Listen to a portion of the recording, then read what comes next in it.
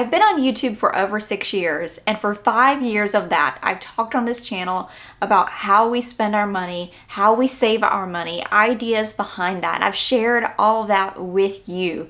And a lot of you have followed along from the very beginning when I announced that our big goal was to pay off our mortgage early, to not keep our mortgage around for the entire term of our mortgage. So it's very surreal. I remember thinking about what I would do in this video, how I would announce it to you that we finally paid off our mortgage, that we hit our goal. We focused on it, we did what we needed to do, and it happened. And this is the video. We are here. We paid off the mortgage. We are 100% debt free. And it is so weird to think about. You know, growing up, I never even considered having a paid off home before maybe close to retirement age. I didn't even think that you could have a car, pay cash for it, and not have car payments. It's not something that's talked about, that's done. And when it's not something done very often, it seems strange to even think it's possible. But it actually is. And I remember when I first announced the video, or in a video on this channel 5 years ago, or about somewhere in 2019, I'll put the screenshot of the video, but it said our 5-year mortgage payoff plan. Don't watch the video. It's very awkward. I've definitely gained in confidence and ability to speak to a camera than in that video. I went back and watched a snippet of it and I cringed a good amount. Over the years, many of you who have watched that video or heard me talk about it throughout this journey of being on YouTube have checked in. Hey, Jennifer, how is the payoff going? I really want to know. I'm rooting for you. And in the midst of that, I've had at least, I think, 2 or 3 people possibly who've said they heard me talk about that. And they thought, I'm not sure where they were in their journey of paying off their house, but they thought, you know what? I'm going to make that a priority too. And at least 2 or 3 of those people have reached out in the comments and said, Jennifer, I just paid off my mortgage. And every single time I heard it, it was more and more encouragement. I am so happy for anybody who reaches any of their goals, whether they're small goals or big goals. And I've often talked about how you need those small goals to get to these big goals, to keep you going over that long period of time, because it takes patience. It takes work.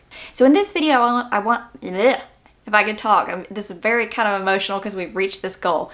But in this video, I want to talk about 7 takeaways that helped us in the journey to pay off our mortgage early, what we focused on, what we kept as key ideas in our daily life. Number 1 is we didn't buy more house than we could afford. We made sure that our monthly mortgage payment was around 25 to 30% of our take-home pay at that time. And that is key because you have to have room within your budget in order to put more money towards that principal. You've got all the other things that happen in life. So during the month, you're going to have some things that sometimes you're going to have more to pay towards the principal and less. You may have heard the term that if you could pay at least 1 extra mortgage payment a year, you could pay a 30-year mortgage off. I can't remember the statistics, but it's a good amount of years early. So when you can build that distance between the income and the expenses, meaning keep that mortgage very reasonable, a smaller portion of your budget, then you've got that room. Number 2 is living a simple life in the midst of the ever-normalizing rat race and debt culture. I mean, you could probably say that you know some types of these people as well. The person who the family has tons of extracurricular activities that are huge expenses, and they end up eating out 5 times a week because they're never home. Or maybe the person who's always on some sort of vacation, exotic vacations, but they have $0 in retirement. Or the person who has spent all their life not thinking about tomorrow, all of their working life, only to get to retirement to realize that they can't retire. I specifically know those 3 people in those 3 positions at this moment. And for us, we decided early on in our marriage, we prefer to live a simple life with simple pleasures. Meaning we find that going at such a rapid pace or being tied down to debt or not being prepared for our future retirement is not worth our peace of mind. For us, being 100% debt free is about the peace of mind that it brings. Number 3 is not trying to keep up with the person ahead of us. Because you know that path never ends, because there is always somebody who has more, is better, or you think is better, or you see their life and you think you want that one. Well, once you get to that level or where you think they are, then there's the next person to compete with. It is a trap. And because of social media, so many people fall into it. They see it and they come off of scrolling and they look around their life and they're not happy about it. Now, if you go on social media and you get off of social media and you think, oh, I need to make some changes, some positive changes. Usually it's not positive changes that come off of social media. Usually it's you feeling bad about your current situation and end up doing things that actually make it worse because you think that's the way to get there. Going into debt, going and buying things that you don't need, thinking that other people really care about that. When you try to keep up with the next person, you're never going to reach that pinnacle because there's always a next person. So even in this video, don't look at this like that I am above anybody, because that's absolutely not the case. This took work, and you should not compare yourself to anybody else, because everybody starts out at a different place and ends up at a different place. What you need to worry about is, are you doing better for yourself than you did yesterday? You can't compare, let's say somebody who starts out as a photographer, okay? Just using this as an example. You can't take pictures on day one when you first pick up a camera and think that you're going to be at the level of somebody who shoots high dollar weddings and has done it for 20 years.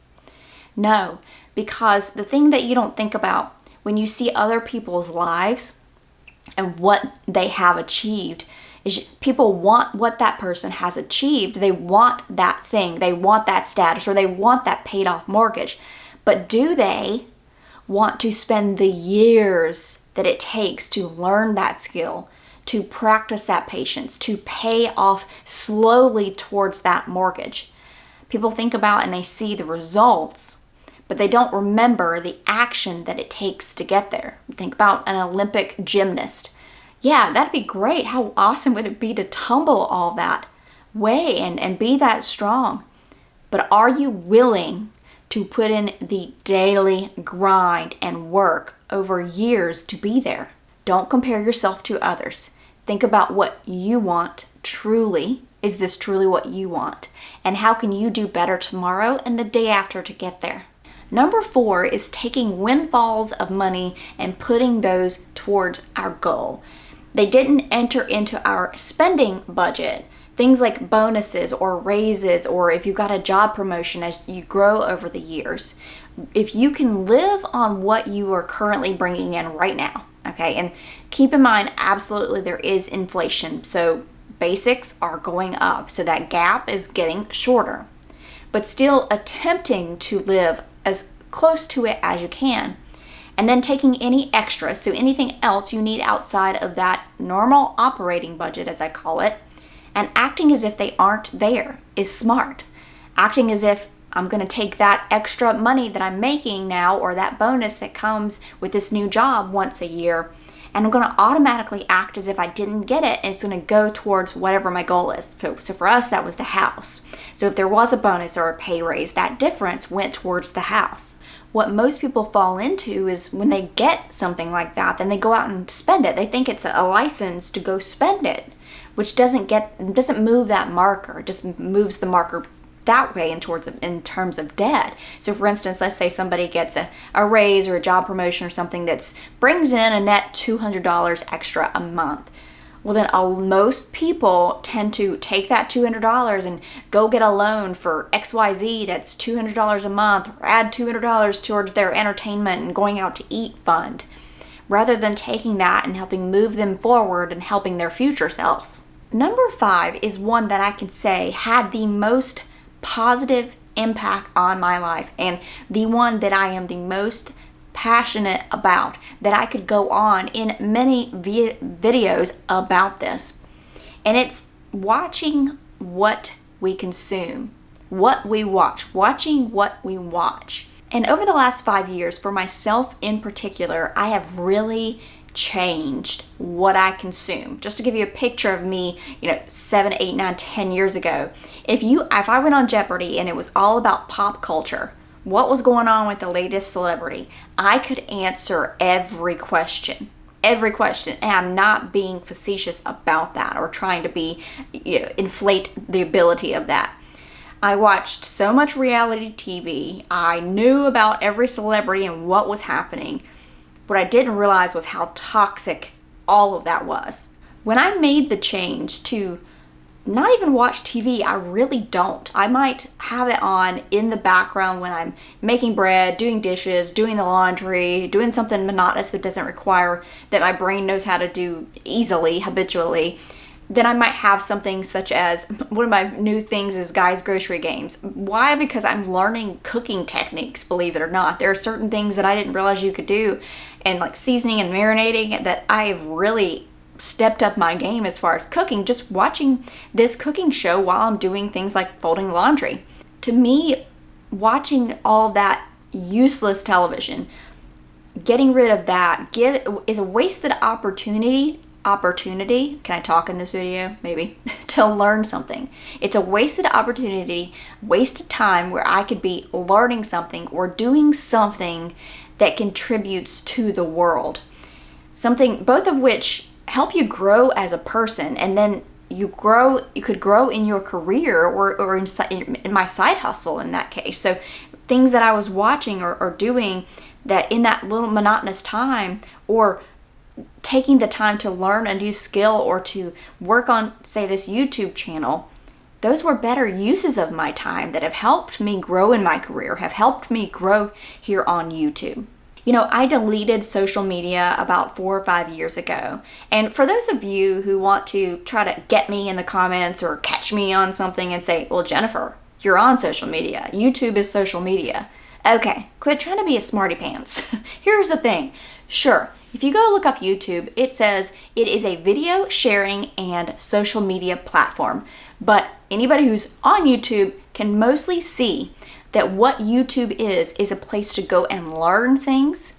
It's the place you go if you want to figure out how to fix something. It's the place that you can go to learn from people who have wisdom, who've experienced something that they're trying to help you with. It's a place that you can go to get alternative ideas and voices in news. What I'm talking about when I talk about deleting social media is the actual complete waste of time social media apps, and you know what they are. So for anybody who wants to say, Jennifer, you're on YouTube, it's social media, that comment doesn't affect me any longer. But if you sit there on your phone and you're scrolling, completely wasting time, you're watching, the time has gone by and you're watching people's perfectly curated lives, or something that's meant to spark outrage, or something that just puts you in a bad mood, so you go and eat 1,000 calories worth of ice cream or go spend $1,000 on Amazon.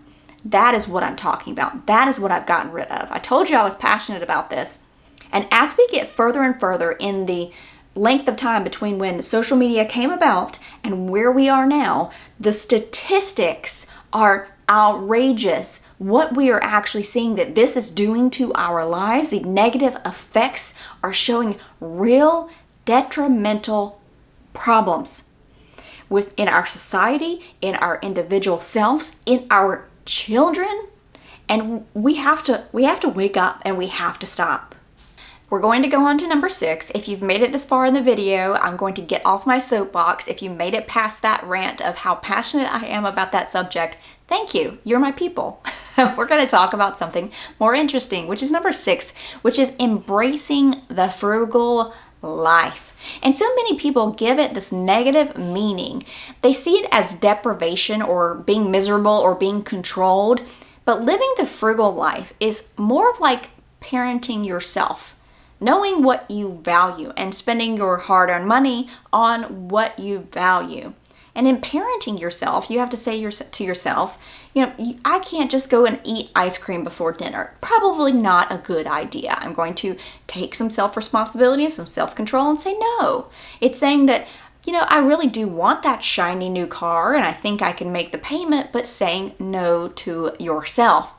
You have to teach yourself 3 things within frugal living, is my opinion. And it's patience, contentment, and a grateful heart. And when you spend years on the same goal, there's no instant gratification. It's something you have to be dedicated to. There is no fast lane. Sure, there are some people that come across crazy luck, like win the lottery, but those people, that's not the norm. That's not what's going to happen for the majority of people. There is no such thing as getting there quickly. It's small steps every day to make a huge effect on your life. And number 7 is the last thing I want to talk about here because it's important to look at this over time. My husband and I have both been in the same fields of work for over 20 years. Again, it shows you the dedication to that one goal, and you spend that long of time building up in your career. You don't just get to a certain point. So you've probably seen the statistics of people who come out of college with a degree and they think that they're going to be making a huge amount of money, but then they realize when they get into the real world, that's not the case because you have to have that real life experience. So again, remember, don't compare yourself if that's not the case of your situation. So, we've grown in our careers over years, so it's taken that time. And what that does is as you grow your income, and you keep your expenses relatively stable so you don't do that lifestyle creep as you grow in your career. The lifestyle truck starts coming up on the rear end of that income truck, and there's no gap, because that is where everything lies, is that gap between where you can have your expenses and where your income is. That what's left is what you can do things with. If you have a ton of payments, you have debt on, let's say, furniture, you have debt on vet bills, you have debt on car payments, those monthly payments take away from any extra money that you have to do things that you want, to build that sense of security, that sense of peace. All in all, this goal is something we are so thankful to have reached. It took time, it took patience, it took actual work looking back at it, and any goal worth achieving that has work along with it just makes the goal that much sweeter. So I'm just saying in this video, set your mind to something. It doesn't matter what goal it is. Don't think it's small or big in comparison to anything else. What is it that you want to achieve? And watch yourself achieve it when you've set your mind to it. Lastly, I want to thank everybody who has followed along and anybody who views any of my videos.